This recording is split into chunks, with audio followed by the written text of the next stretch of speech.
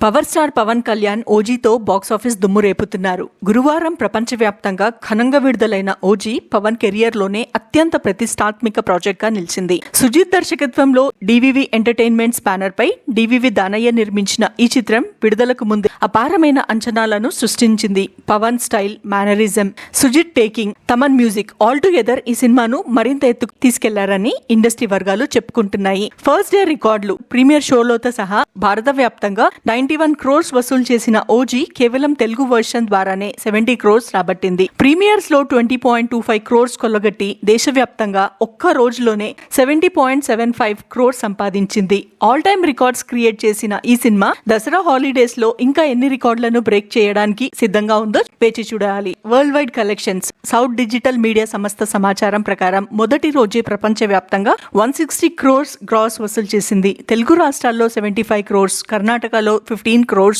తమిళనాడులో 5 crores, rest of ఇండియాలో 5 crores, overseas లో 60 crores సంపాదించింది. ఓవర్సీస్ రికార్డ్స్ కొస్తే నార్త్ అమెరికాలో కేవలం ప్రీమియర్ షోలతో $3.1 million ను రాబట్టిన ఓజీ ఫస్ట్ డే కలిపి 5 million కు పైగా చేరిందని ట్రేడ్ టాక్.